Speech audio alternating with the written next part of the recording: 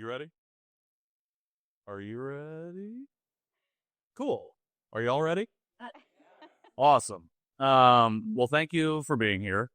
This is actually the first iteration of a new thing that I'm doing, a monthly series called In Conversation With.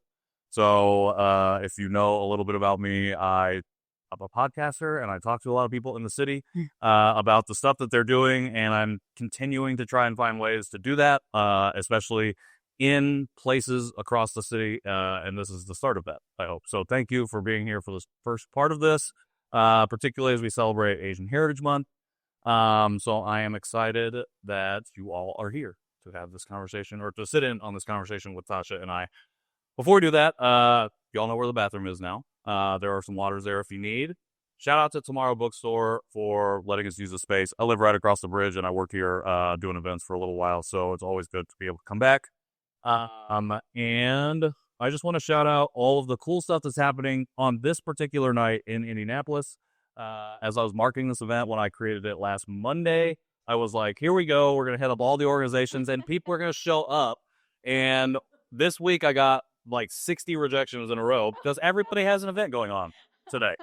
So a triple thank you for coming and showing out to support Tasha specifically, but just to be here in community as we share a little bit. So without further ado, we're going to get into the conversation. My guest this evening is Tasha Jun. She is a biracial Korean-American melancholy dreamer, if you don't know her. She grew up in a multicultural home, and because of that, she spent her life navigating cultural collisions and liminal space. She writes about faith, cultural and ethnic identity, and living with a shalom-sick ache, both in her ongoing newsletter and in her memoir, Tell Me the Dream Again. Writing has always been the way to God, or has always been the way that God has led her through pain and towards the hope of shalom. Tasha lives right here in the Midwest with her husband and her 3 kids. Tasha, thank you for being here. Yeah, thank you for having me. Absolutely. All right, so I want to start this conversation with your book. Tell Me the Dream Again. You just celebrated your 2nd book birthday, I believe, on the 9th, this caught. Did you plan anything to celebrate that occasion? Not really. The first year I did a little bit more, and then this year there's just been a ton going on, personally. But then May, I was talking about that with some of you. It's just crazy. But there are 3 kids, and then, there just hasn't been much space. So I spent some time on our back porch. This is going to sound really nerdy, with my cup of tea. And instead of getting some work done, I was like, you know what? I'm just going to sit here and listen to the birds and enjoy my tea like an old lady. And this is my celebration for today. So I did that. But yeah. As a parent of 3, it's probably hard to find moments of solace and quiet like that. Yeah. Anything that you can share about that moment? I feel like it's really intimate. I don't want you to have to give anything away. No. Had in that experience, but I feel like a lot of people try to extend outwards in moments of celebration, and we don't always sit inward. So I was just wondering, how that experience was. It was just a really peaceful moment, and I'm really leaning into my granny, my granny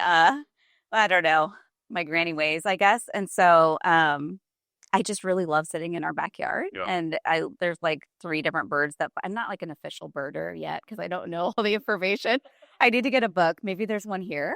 Oh, here we go. They're like right there. But I just love it, and it's super relaxing to me. I feel like it regulates my mind, and so it just felt like a moment that I could have been like, you know what, I can go inside and get a lot of work done, or I can just rest and just enjoy what's right in front of me, and that feels like a celebration. 100%. So rest is always something to be celebrated. Yeah. I don't think I asked you this. Well, so Tasha came on my podcast last year, and we talked a little bit about the book, but I don't think I asked you this then. Was it intentional to release during Asian Heritage Month? It was. So it was actually supposed to come out fall the year prior.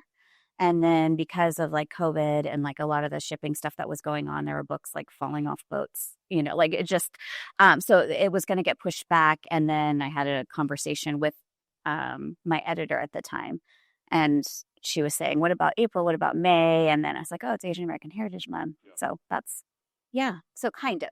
Did any books fall off of the boats that you know of yours? No, I don't think so. Because we kind of like wait, they didn't tell me. So yeah, no, I don't think so. I don't know if you should share that information I with don't us, know. but I mean, it's a good story, right? I mean, it'd be kind of cool to see it wash up somewhere.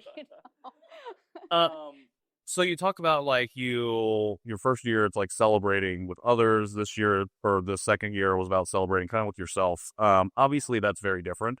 But did you feel any different from year one to year two? Yeah. And I think too, I think part of it too, after like 1 year, I mean, there are metrics, there's feedback, good things, hard things, but it still feels really new. Mm, So it still felt really new to me. And obviously it's first book to publish, traditionally. And so everything felt very new. This year it felt different, because my own kind of writing journey has kind of shifted a little. And I thought I would be staying with that same publisher, and that took a turn. And so there were some hard things that happened, which were in the end, at least so far, good, because I probably wouldn't have looked outside of that box. sure. But so I think celebrating this second year felt like, gosh, it's a little bit more weighty. It's, Sure.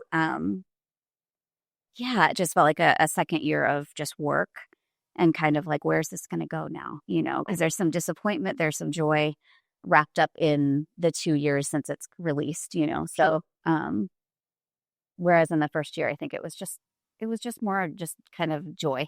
Yeah. Not that there weren't hard things, but it was just, so new and kind of like a honeymoon phase, I guess, that whole year. Right. Well, you make Yeah. it through the trials and tribulations of publishing the book itself, and you get to publishing, and it's like you can't help but feel good about it, I think. And I've had the privilege of knowing a few debut authors in the last couple years who I think is expressed similarly in that second year.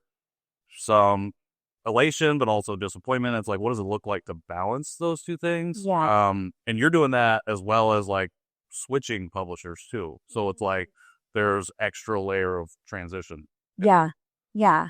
Um, how many people have read Tasha's book, Tell Me the Dream Again? I feel like everybody has, because I feel like everybody knew you when you came in, but I just wanted to see. So you all know it's about exploring identity, specifically her mixed race, biracial identity as an Asian American person here in Indiana. And I feel like when we share, I guess memoir is so intimately like singular to us, and it's something so deep and personal that we're sharing with the world. And when maybe the totality of the world doesn't resonate, it can feel like a disappointment. Yeah. But I feel like what stands out to me is like just the necessity of a story existing in itself and the bravery that it takes to be able to step into that and share it in a professional way. I guess, I don't know, I would call a published book professional, if there was anything to call it.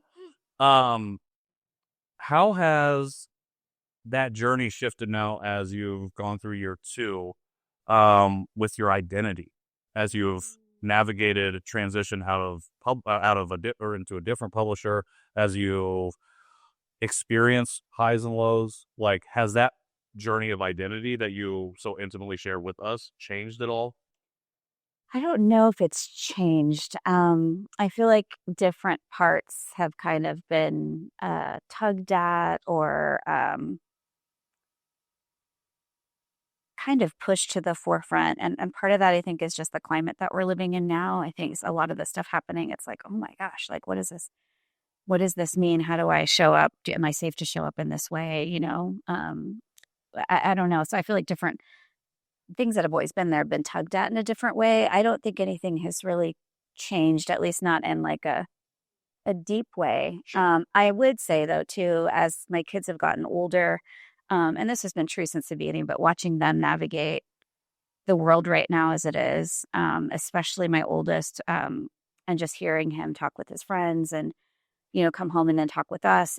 It's been really fascinating because that's their journey. But I think it's been really fascinating and also difficult to reflect on my journey and my relationship with my identity, if that's a thing, as I talk with them, especially him, as he's navigating all of that and has like words, now for it, and his community, they have words for it. And so I think that I don't know that that's changed something in me, but I do feel like it's made me kind of ask some questions, like, Sure.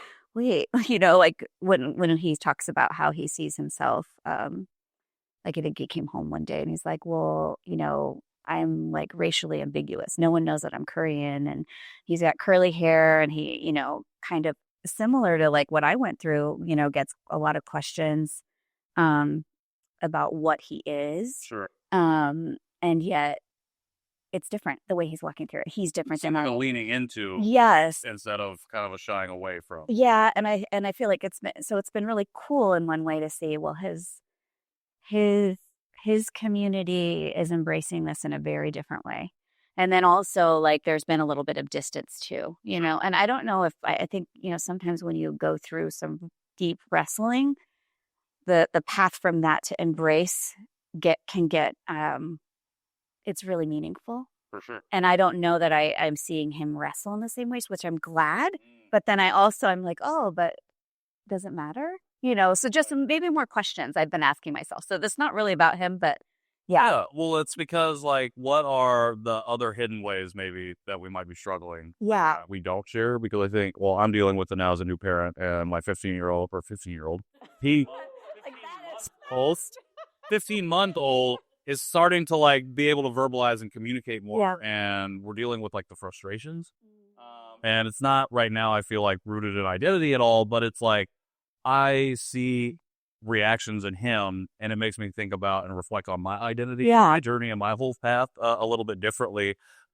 How does that affect your reflection on your creative process as a writer? Oh gosh. I don't know. I mean, I feel like when I'm in like an interaction with my kids, I'm not usually tapping into that creative. I'm sure there's stuff going on there, but it feels very hands-on, like very physical in the sense of like I'm doing something like, folding towels or like cooking for them or like literally driving them everywhere lately.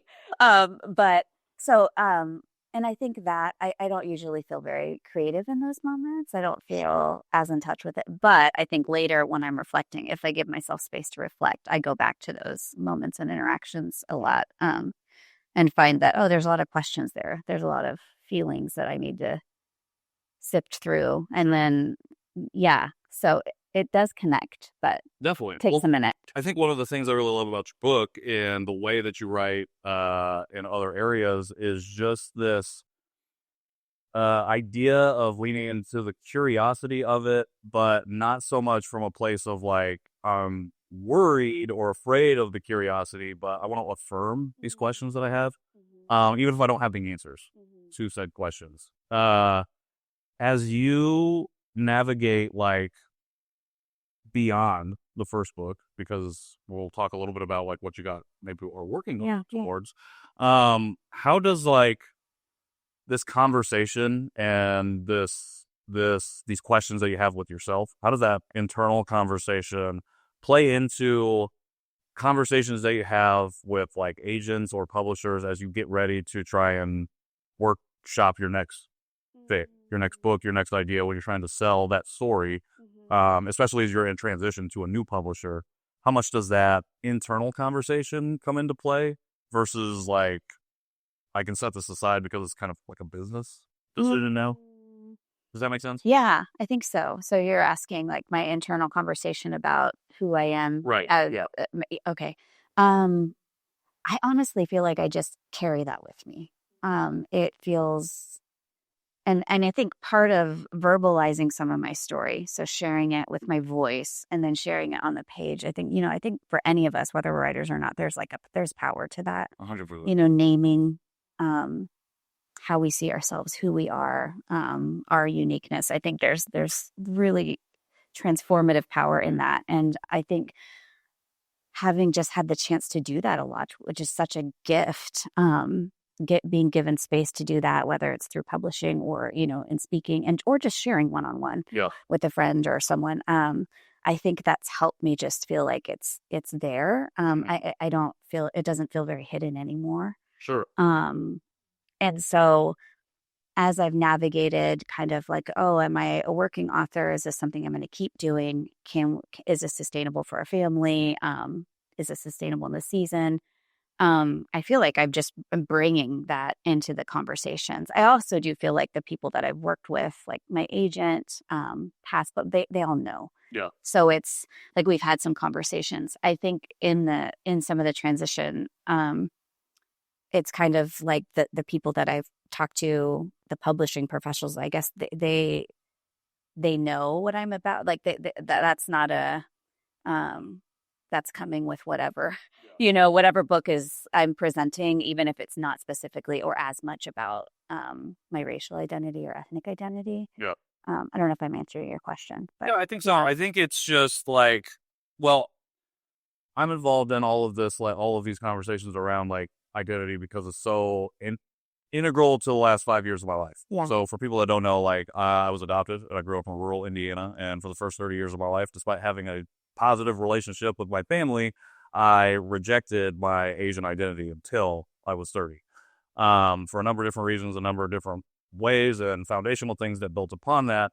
But now, in this work that I'm doing and having been on this journey of unpacking and understanding myself to live as my most full version or whole version, I can't imagine operating in any space of work without that being at all the time. Oh, yeah. And so even as like little things that I would think that I would not relate to my identity having a play at, like somehow is I'm like pulling in connections. And like, for me, it's like, can I quiet that voice sometimes? Is that voice like dominating something that I see what you mean. taking the risk? Yeah.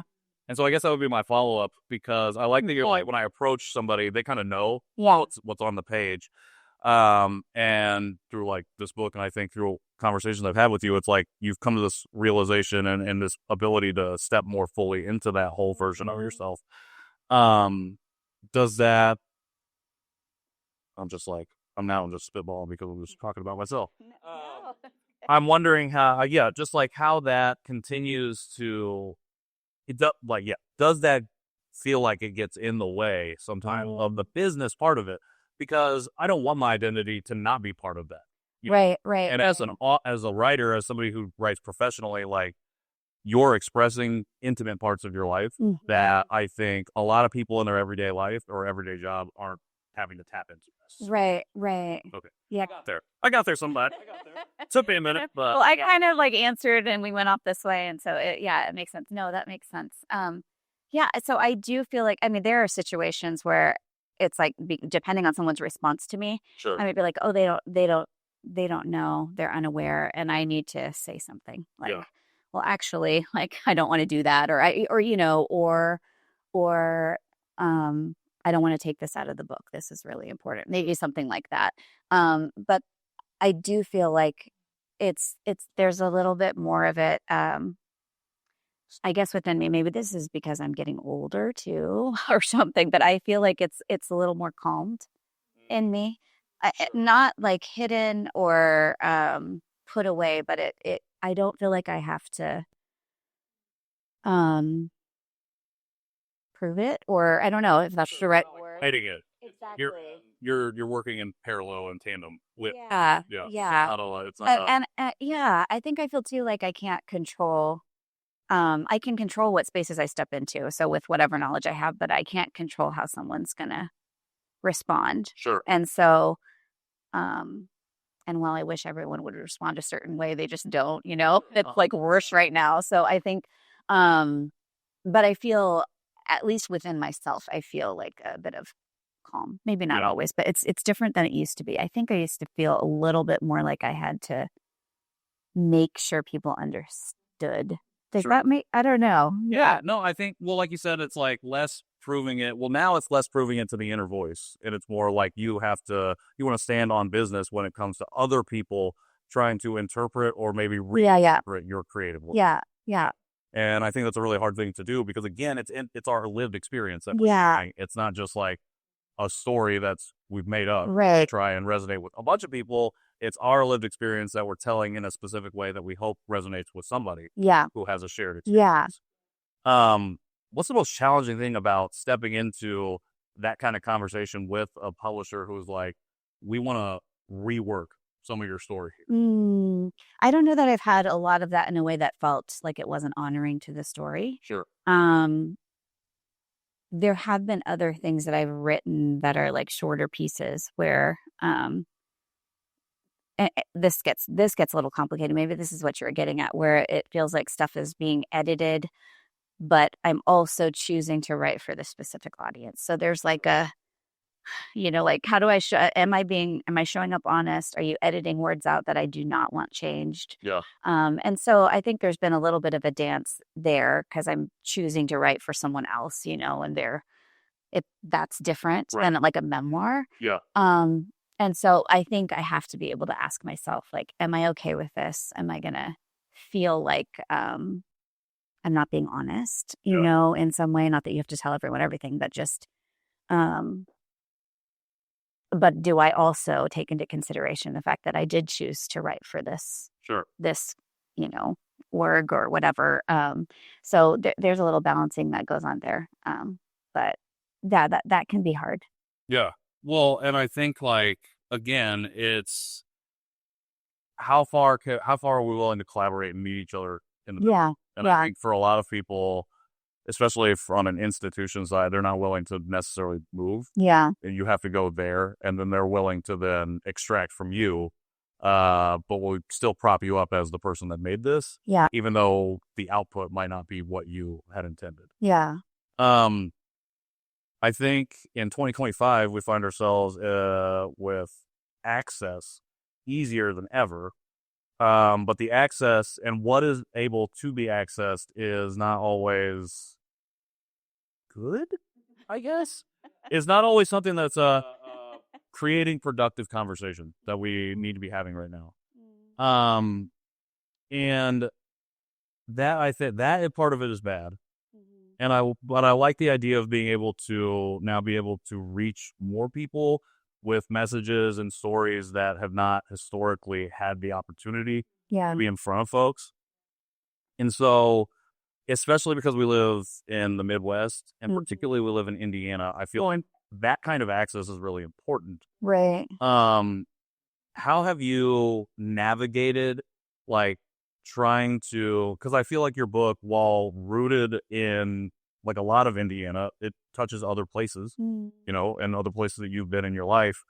How much of that balancing act is trying to reach that audience that's outward, mixed race and biracial Asian Americans that are in other places, in conjunction with like the folks at home, like in your backyard, who could potentially resonate a little bit further because of even that geographic proximity. Right. I think as I was writing it, I think I had a lot of like some people that I knew in the back of my mind, and also a lot of blank faces because I know that we're out there. Yeah. Like just from like the demographics, which that's a whole other conversation, but we're out there. And everyone that I've ever met, all growing up, it's like when you meet and you talk a little bit about your experiences, it's like, oh, this is real. Like we're not crazy. And it's important that we have a place to voice, our lived experience and our reality. So I had a lot of that in my mind, and I hoped it would not just like, it's very specific to my story. And yet I hoped what it would do is give people like some words, some stories that like really touch on some of their experiences that were similar, maybe different backdrop, For sure. Definitely in the Midwest, because a lot of it is in the Midwest. And I think there are specific feelings that we have as Asian Americans, as mixed race individuals, like in the Midwest specifically, that just, I don't know. Yeah. Well, like for me, I really resonate when you're talking about your high school experience. And like, I'm like, oh, that's like exactly what I went through, where I'm just like, basically hate myself kind of. I don't have anyone to turn to be able to have that conversation, even though we have pretty different lived experiences. Like there's parts and pieces in this book that really resonate like with my experience. And it makes me, when I first learned about you and your work, it got me really excited because that was around the time that I'm trying to discover, like, what does Asian America look like in this place? Right. Because I was going to New York and LA and other places and experiencing Asian America there. But when I told them where I was coming from, they would always respond with some form of, oh, there are Asian people in Indiana? And I would like, at first I was like, haha, that's so funny because that was my experience growing up. I'm like, I didn't know any other Asian people. Right. But then after like 6 months of that, I'm like, okay, now I'm pissed off because I know that we have our diaspora is here. Right. Not only that, but it's growing and it's pretty diverse. Yeah. Comparatively to other places in the Midwest. Something that I was kind of looking at a little bit, or actually something I was thinking about here as I was getting ready for this conversation was, like prominent Asian American or Asian authors from Indiana. And the only person that I could think of other than yourself was Alice Wong. So she's from Indiana. Yes, I did not know that until I know that. Yeah. I have some friends at IU who work at IU, and they're like, yeah, Alice Wong's from here, and I'm like, oh, well, then we need to have her be coming back here and stuff. Yeah. She's busy. But I'm like, that's the thing. I'm just like, there's so much that's already happened here. Yeah. I would love for us to build upon, to understand and uncover, recognize, and build upon, as opposed to just trying to find the next new thing. Yeah. Because when I think about Asian America right now in India, I think about how do we keeping young folks here who want to be here, who know that they have community here. Yeah. You operate in this creative space. And again, I'm like, I only knew of one author who was Asian that was from here. I'm wondering, did you know of any other like Asian authors? Yeah. Or like when you were coming up?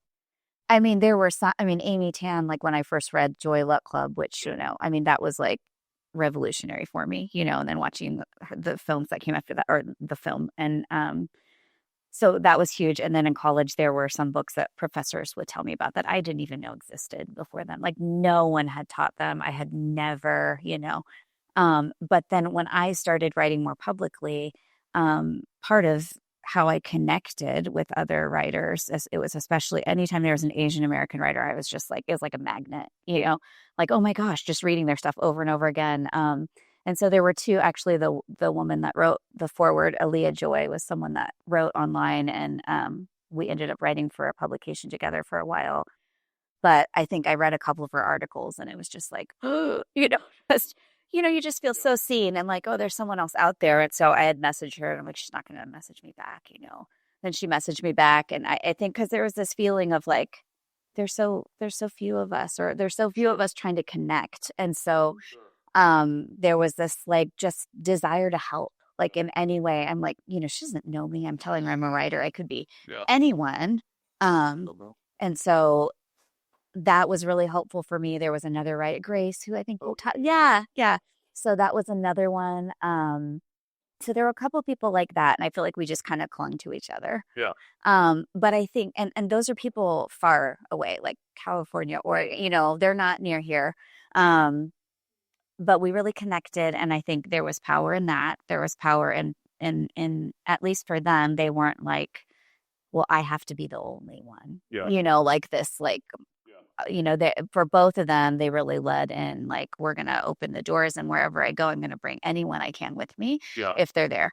And so that was huge for me. And then I think connecting with people here, it was shocking for me. I was talking about just seeing Sarah again, because so 2 years ago we had something at Indie Reads, and she came, and I had never met her before. And I'm like, oh my gosh, there are like other people like that these things resonate with, and we're here. I do feel like here, at least in my experience, we're all kind of separated. Yeah. And I think a lot of times people don't know that we have each other, that our stories can come together, that there's that we can help each other. So creatively, I think there's that. And then I just think community wise, like a lot of us, have been living this story of like, we're the only one here. So we're either assimilated or we're just like in our little silo. And maybe, and I'm thinking of when I was younger too, I just don't even know that there are others. Exactly. That want to talk about these things, that want to come together, that, but we're here. You're right. Well, we're you here. hit the nail on the head. And it's something I've been talking about a lot recently, is just, I think Asian America here is, like you said, so siloed. And so you kind of demarcate where pockets are, either whether it's on like the west side or the northeast side or the south side. And the thing that I have seen from my perspective, and this may not be true, but conversations I've had with other people, is like there isn't a lot of connective tissue between the silos. And so how are we pulling people together, showing up at each other's events, just supporting each other. So when somebody new comes to the city or comes to this area, say they grew up in a rural area north of here, where we're adopted, didn't know any other Korean people, definitely no Asian people, but they didn't know where to start. And they land in, say, somewhere where they're not around other Korean people, but they're maybe looking for Korean specific stuff. If we're not talking to each other, we may not know the organizations of the people to put each other in connection with.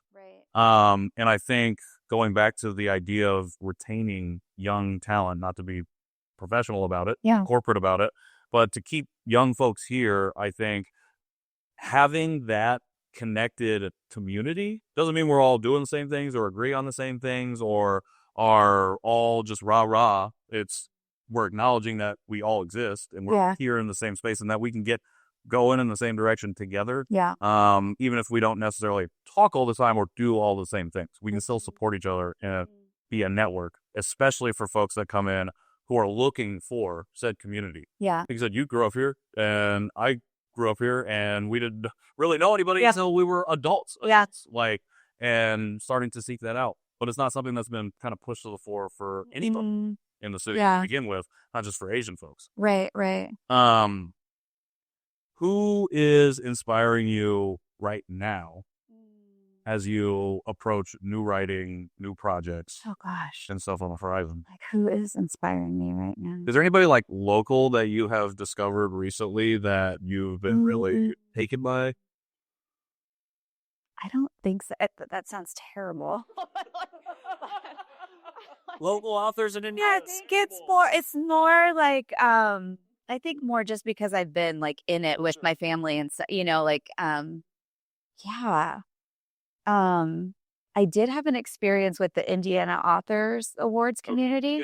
So they came to my house and we did a little video, and they were asking about like any teachers that I had, that had been impactful for me. And I said, this teacher that I had at IU that taught me creative writing. And the guy that was interviewing me, his really good friend is this professor's daughter.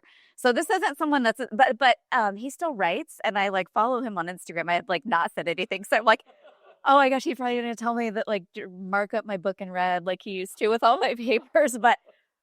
So I guess I'm a little bit inspired by that. I don't think he's in India anymore, but like he's older and he taught forever and he still writes his own books. So there's something to that, I don't know, but people that just continue the craft.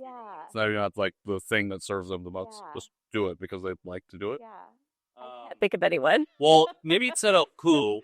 What is inspiring you? It doesn't have to be a book, doesn't have to be literature related, but like what right now is giving you life, giving you inspiration, giving you motivation to keep doing the work? I think community. That sounds very cliche, but I think community. I think experiencing like some aches, and I want to talk about this in my next book, but like together has been really powerful. So that has been really inspiring to me. I think too, I've been in some situations where I've had a conversation with someone that I would have thought they are very much a certain way. And even I'm thinking of very specific conversations where I almost like didn't even want to be in the conversation, or like in a conversation with them. And they've really surprised me. And so I think that's inspired me just in light of what we're living through right now. And I try to say this, and I try to say that I believe that, everyone has so many layers and there's so much nuance. And yet I think that's been really difficult right now. I think some of the things that we're all seeing in the news, it's like, I don't even have a place for it. It's so terrible. But anyway, having some of these conversations, I think where I probably have become a lot more cynical. And then to be surprised in them has really inspired me, like to not give up hope personally, but also like, okay, there are things happening in places that I can't see, that it's not in the headlines, but they're with this person in these communities. And they have influence and impact just as we all do in some way or another. And that just gives me some hope. And it inspires me to like, okay, the creative work matters. The conversations matter. Not cutting people off completely, like I would really like to do with certain people. If I'm just being honest, that really matters too. So I think that right now, and then my backyard, totally different. I actually, it's not. I appreciate you bringing that up because I'm going to tie all that together. Because one, I appreciate you sharing that. Because I think right now it is kind of hard to find the joy, the thing that can motivate us or give us hope. And I just got done watching Andor, and rebellions are built. Yes. So like We love that show. I didn't finish it, so don't say anything else. that was not a spoiler. Okay. But so I think like I appreciate you sharing that too because we started this conversation talking about how you celebrated year 2, and it was with rest. It was with this intentionality of like I'm gonna sit in my backyard, I'm gonna sip my tea, and I'm gonna just be with myself. In this moment. And I think that it's good. We're gonna get there. We're gonna get there, I promise. My coach is just in here, and we just talked about how I learn the best by talking it out. So that's what I'm doing. Perfect. That's it. All right, I'm gonna tie it together right now. So, this idea of intentionally resting. I love that you led with it, and now that we're kind of wrapping up here before we go to questions, with this idea that we don't operate in a vacuum, that we're not alone in the work that we do. We're not alone in community. And that's what the point of community is that when we need to take a step back and to take a break because the world is a lot, like we have the opportunity to do so. And we know that the world doesn't stop because we stop. The world continues to move. And the hope is that there are people out there that are picking up the stick and running just that next step. Just the next pace. It doesn't even have to be another 400 meters, a mile, 20 miles, whatever it is. It just has to be just that little bit further because that gives you time to rest, recenter, and get back in the race. Yeah. And I think that we don't spend enough time resting intentionally so that way we can show up as our most whole and full selves in the work that we're involved in. And I think it becomes more difficult for creatives in a time like this because creative expression is being demonized and is being pushed to the margins. Yeah. Unless it's expressing a certain type of creativity, which I would say is not very creative. And I think that, well, when it's all one shade, it's not very creative. And I appreciate you sharing it because I think I hear the conversation of rest coming up a lot more. And I think that we would do well to continue to affirm rest because we can't work ourselves to death. Yeah. And if we do, then there is nobody else to pick it up.